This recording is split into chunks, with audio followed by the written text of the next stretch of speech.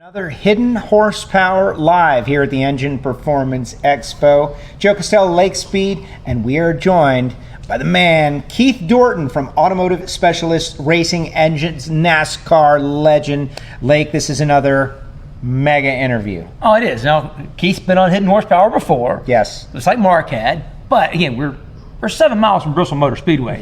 We got to bring back some NASCAR action here, so who best to have here? Plus, there's such a great story arc with Keith that, you know, not only did you have had a legendary career, your brother Randy had a legendary career before he passed tragically, but then you've had this whole other life with Bonneville and your son Jeff, and your family is amazing, actually. I mean, you're kind of like the Crown Prince family of engine building, really, if I'm thinking about it. You know, I mean, who else's family has had that much success?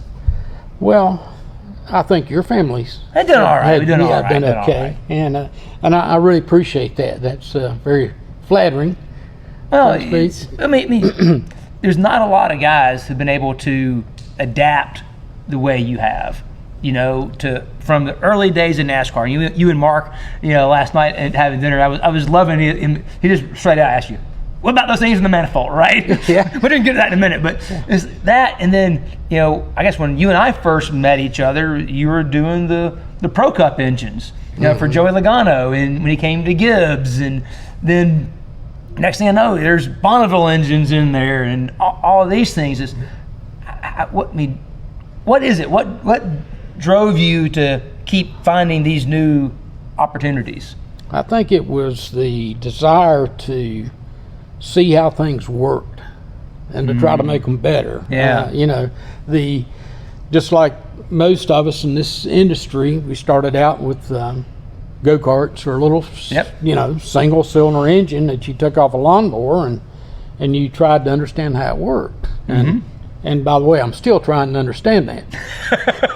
But engines are infinitely complex. Right. That's what I love about them. You never get to the end answer. But that's true. But I've been very blessed, and just like you bringing up Randy. Randy started with me at a very young age. He was very intrigued by mechanical things also. And we worked together, you know, just like that for years. And it came time for him to go off to school, and then he decided that he wanted to kind of be on his own, right. Which was great. You know, you know, hated to lose, and I didn't lose him, but you know, it was hard we needed to help. You know, right. You know, I was. Oh yeah, I was greedy. Right. know. Yeah. But he went on with Sox and Martin and some of those drag race teams, and then of course got hooked up with. Harry Hyde and then with Rick, and you know, I'm so proud of the accomplishments that he made. And as we talked earlier, my son started, you know, when he was able to push a broom or whatever, and I had that fear. Oh, he's going to want to. He's going to want to, you know, go out and make the big bucks and so forth. But fortunately, he has stayed with me. And, you know, like again, I'm so blessed to have that family atmosphere that we've carried on now for quite a while. And you do. You see it when you walk in your shop. You walk in the front door, you know, you're there, Jeff's there, your wife's there. It's family. And how long have y'all been over there in that building? And the building we're in now will be 22 years, I guess. Yeah. But, we actually, come February, I guess, we'll have been in business 57 years. 57. Wow. It's a pretty good number, right? That Well, thing. some of the early customers, right? Ralph Earnhardt. Like I bring that up each time I speak with you because I think that proves the point. Like OG, engine builder. You go back to Dale's dad who started this trend, and without Ralph, there's no Dale. Without Dale, there's who knows where NASCAR is right now. Well, you know, and I took a lot of that for granted. That I didn't realize, you know, how important those relationships were until later. But we've been very fortunate to work with people like Ralph, Dale Jr., and you know, Rusty, Junior Johnson, you know, the list goes on. Of course, my background was Holman and Moody, Right. with Lorenzen and, you know, all those guys. Talk about Fireball. that for a minute. Yeah. Because I think that's one of those missed stories. You know, it's almost lost on, okay, we know Charlotte is this hub of activity with NASCAR and everything, but that Holman Moody part of that had to be like the genesis of why that was so big. Yes, it was. And I, you know, when I was growing up, I never dreamed that, I guess I never grew up, but when I was young, I never thought that I could fit in a place like that. But Okay. I just didn't, you know, I wasn't so much intimidated, but what am I going to do there? Because I don't have all this knowledge. But I remember a friend of mine had a job over there. He said, "You need to come because, you know, might be a place for you there." So I went, and I did get the job working in the parts department for a very short while. Okay. And then they put me in the fab shop. And I remember going the first time, and my toolbox was a little Craftsman, like a tackle box. That's my tools. That's all the tools I got. And I walked in. Open on the top, it had 2 slide doors, didn't Right, it? yeah. And My dad has that same toolbox. over here was these guys that had these mega toolboxes. So I didn't need much space, but quickly I found out that, you know, and I was blessed to work with some very qualified, intelligent people. I remember them to the day that taught me some, you know, to be an engine guy, you not only just stuff pistons in a hole, you've got to know how to fabricate, you know, because in the old days we made our own oil pans, we made our own headers, and I still do a lot of it, but Right. but I had some, and you know, Ford financing, Right. that back then they had the top people in all fields. That's kind of what I was going at Yeah. for, right? Is that if it was just a shop, that's one thing. But the fact that it was essentially the Ford factory effort Right. to do, I guess it was, I mean, almost everything motorsports. I mean, I've been there before, and Lee Holman showed me the blueprints of the GT40. Yes. I mean, that was, people kind of know, okay, Ford versus Ferrari in the movies, and Carroll and everything out there in the West Coast, but there was an element of all this in Charlotte at the time too, right? There was, you know, it was the premier place for Ford, certainly, and really motorsports in general. But so they had the best of everything at that time, Right. and the resources were unlimited. So I was fortunate to work with some of those people that took me under the wing and taught me, and got a lot of knowledge Yeah. in a short time, because I was only there from like late '63, all of '64, and left in early '65. Okay.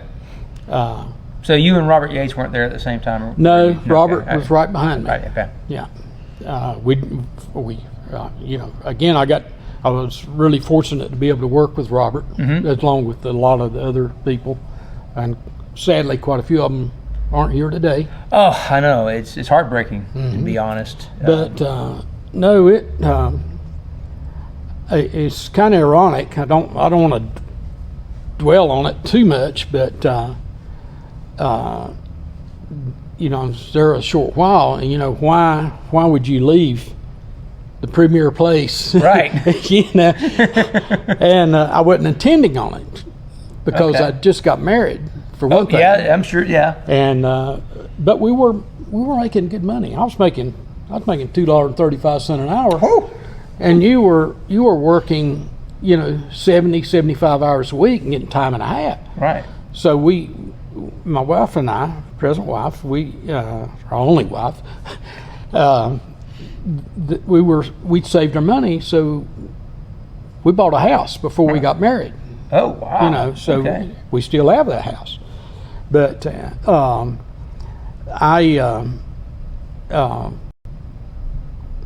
well, the only way to put it is I was fired. Okay. So, and the reason I was fired because John Holman was a very strict man. You know, I totally respect him, and I've kept a good relationship with Lee and Randy when they were there. But I bought a piece of actually it's an old valve grinder because I tinkered at home. Okay. The few hours that I had because I'd done some drag racing and so forth, and but I bought an old valve grinder from the Quickway guy. Yeah. Because it was a good deal, and somebody, one of my friends, I don't know, they told John that You bought a I valve bought grinder. a valve grinder and said he's going to start his own shop. So Oh my God. I come in one Monday morning and John called me to go to work. Before you clocked in, you had to walk right by his office. So you wouldn't be a minute late. You didn't want to be Right. any Yeah. late. Yeah. And John called me in his office, or Mr. Holman called me in his office, and he said, "I understand you're going into business for yourself." Oh. No, I'm not planning on it. And he said, "Well, I understand you bought some equipment." And I said, "Yes, sir, I did." And please don't think that I'm being critical of him asking me that. He had every right to do what course. he did. But he said, "Well, we can't have that." And I said, "What do you mean?" He said, "Well, you either sell this piece of equipment and bring me a receipt where you sold it, or, we don't need you anymore." And I thought, well,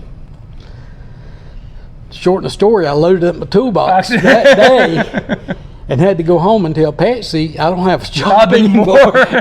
So I better start grinding some valves in my valve grinder to pay for stuff. Yeah. Number one, he was right. You did, and Yeah. look what happened. Yeah. And number two, it was obviously the right and good thing to happen. And it was a different era then. It was a different world. We say it all the time about Yeah. the way people used to hide information versus now, where people are like desperately trying to share. We would all get information. fired back in the day for doing what we're doing right now. Yeah.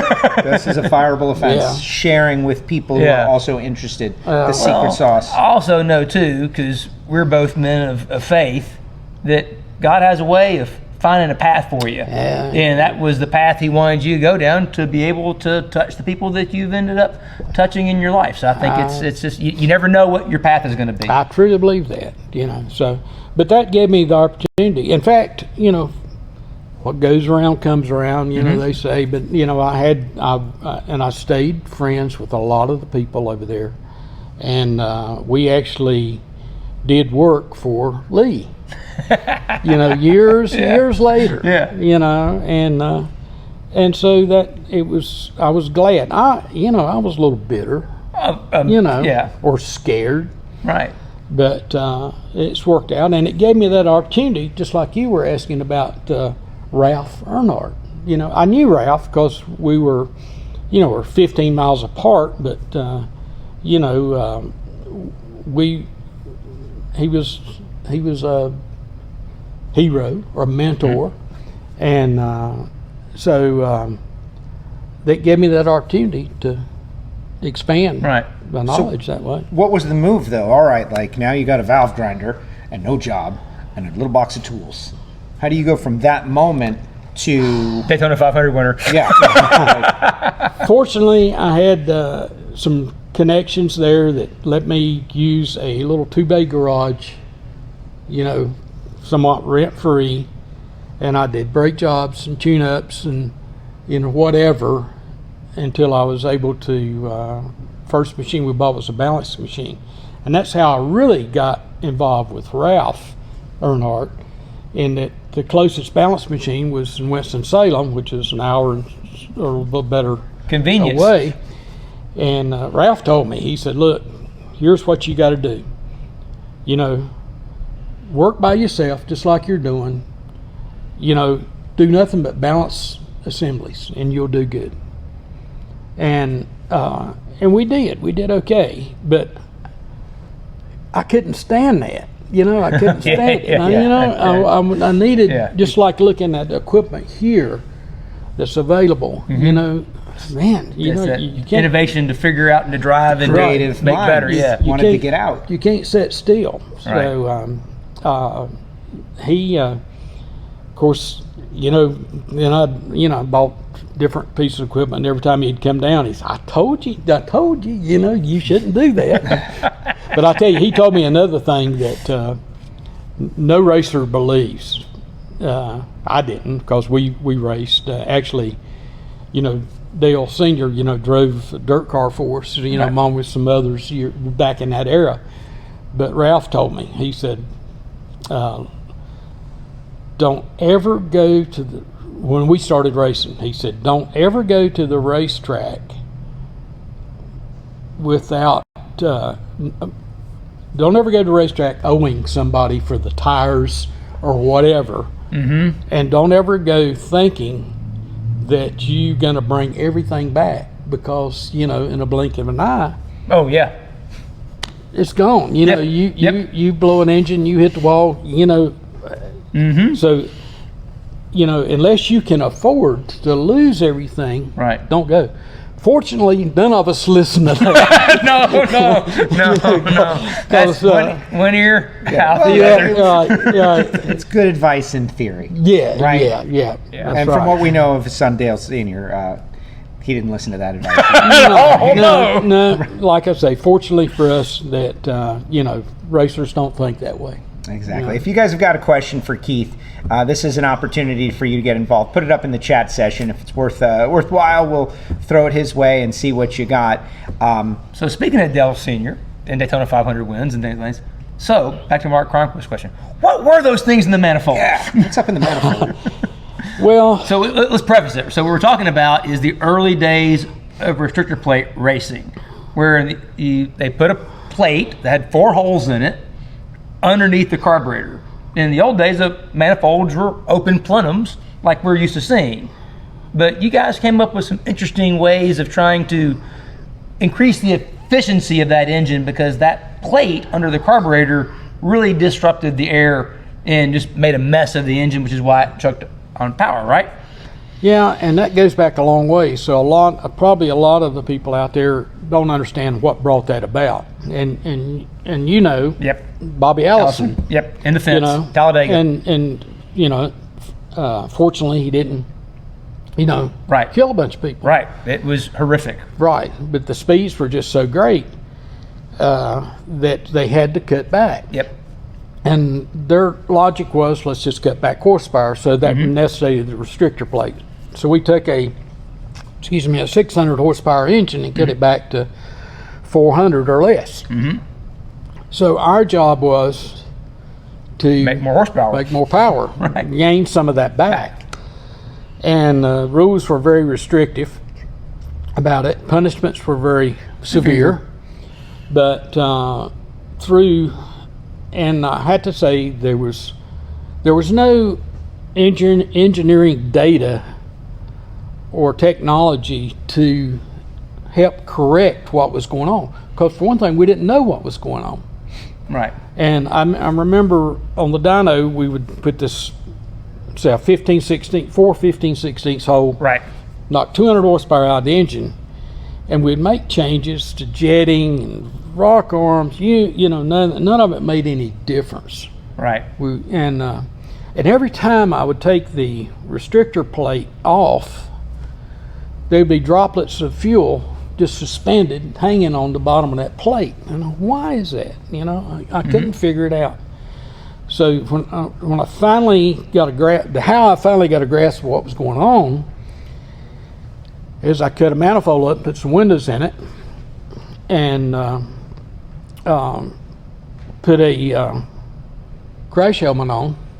Okay. And went and then got right there and watching what was happening. Oh my gosh. And John Kazi before John Kazi. Yeah, exactly. This is on the dyno. You're right up on it. right, Watching. yeah. By the way, that's how we spin-tron now. A screwdriver on the valve cover, while my son's running, and you listen for the. Yeah. Oh yeah. I hope my insurance spins. No, he's not watching. That's all a joke. yeah. But anyway. Yeah. So you were watching the manifold. And the carburetor atomizes Correct. the fuel air mixture, and it's coming down through this nice big cloud. Mm-hmm. Well, the velocity picked up so much going through those 4 small holes that it was separating and you could actually see that. High-speed filming would have helped, and it did later on. Right. But then it was just all eye to brain. Yeah. But you could see. You just knew fuel shouldn't be there; it should be down in the combustion chamber. It was separating. Right. That atomization was going back to a liquid, and the airspeed was so great that the fuel was hitting the floor, and then it bounced back up. Okay.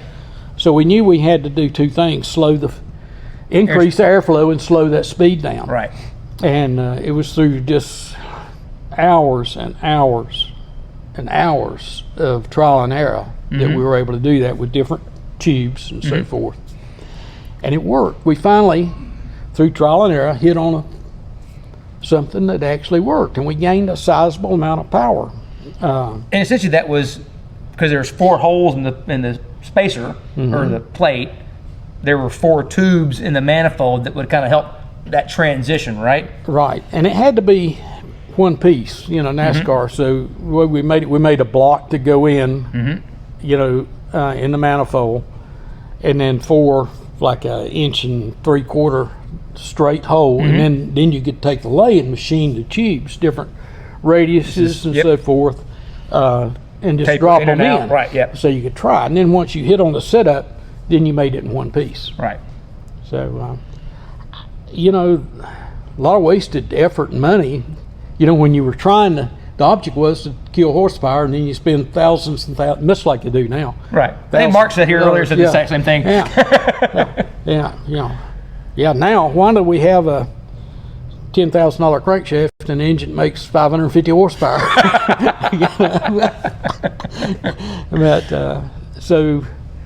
But that was a great innovation, though, right? Just that quest to, okay, we got this problem, we got to find it. This really out of the box thinking is like, you would have never thought that the way to make more power with this little bitty tiny plate was to essentially fill up the manifold full of stuff, but leave these little holes in there.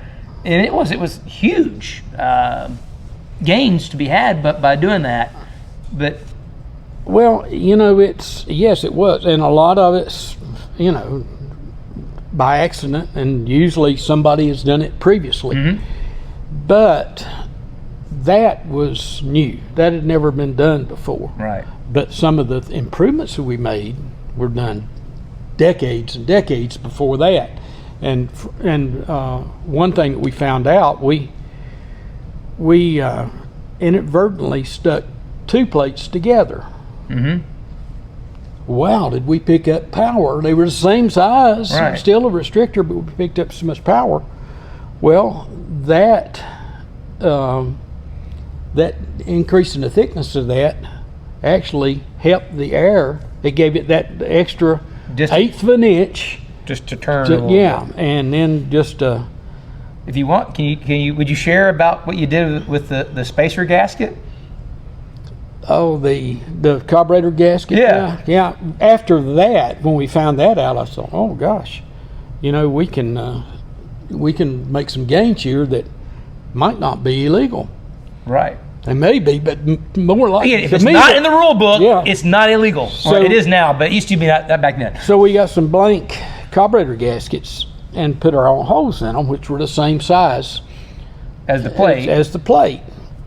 And it was a 60 thousandths gasket that you still use. You can still use. And but that, in effect, was just like adding that other restrictor plate. Made that distance fire. And you hit a punch, so it kind of actually radiused it a little bit. And then the more you ran it, just in case we didn't want to draw attention, so we spray painted them silver.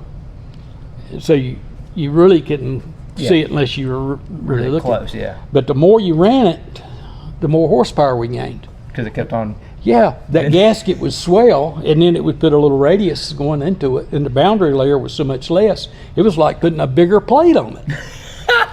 And it was amazing how much power.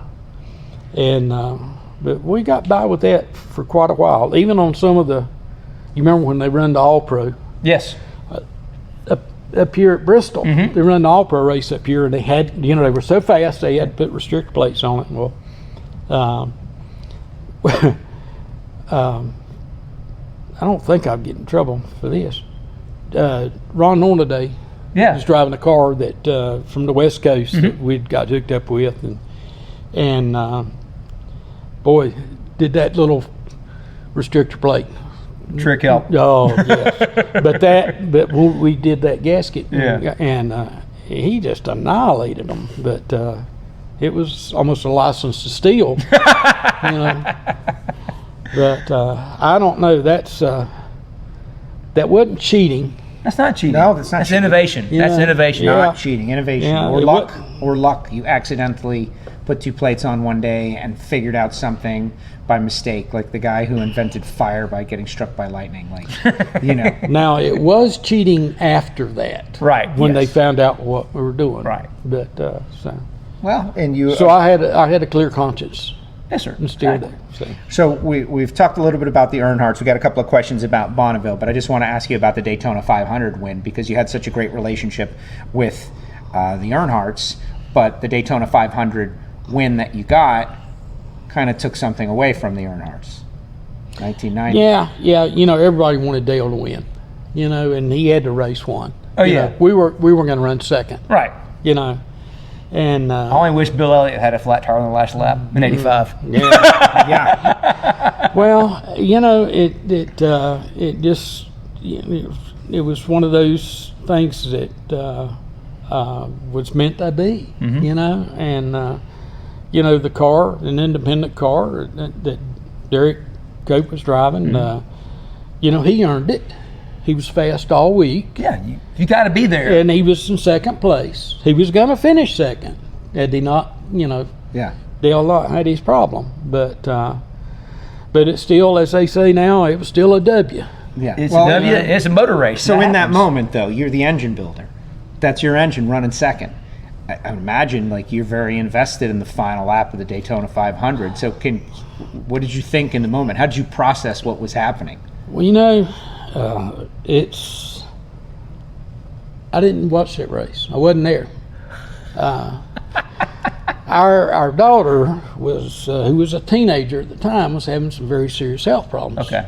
And my wife, myself, and her was at the Baptist Hospital in Winston-Salem. We didn't even know he'd won the race till later. And you win the Daytona 500, and how do you capitalize on it? Right. It was the last thing on my mind. At the time, right? at the time. Exactly. Yeah. Yeah. So Yeah. very proud of it. And later we stuck our chest out. Oh, yeah, of course, and yeah. we were happy, but But in the moment, the perspective was like, Right. this doesn't matter. Yeah. It doesn't change this. no. So let's talk about Bonneville. So Yeah, here's exactly. a question from Chris. Could you have Mr. Dorton expand on the differences between circle track racing engines and Bonneville speed trials, approach to engine design, build, etc.? Well, that's a lot simpler than you would think. The oval track stuff, even the drag race things that we do, it takes power. We do everything we can to achieve power. But like on an oval track engine, you gotta come off the corner, and plus you gotta have end of the straightaway speed. Right. And so the engines has to be tailored, tuned, whatever, to do that. At Bonneville, you're running on a little bitty skinny tire, no traction. It's like driving on ice almost. Okay. So you can't use it. You don't want any low end power. but you want it all on the top. Okay. So we took, when we first started going out there, we took an old NASCAR engine, and it was making 800 and change horsepower. Right. Of course, they ran good out there, with a regular 4150 carburetor. So Jeff and myself, we got to thinking, they were having trouble with traction. So Right. what can we do? So we want to kill some bottom end, but we want to make more power on top. It's all about airflow, at least our theory was.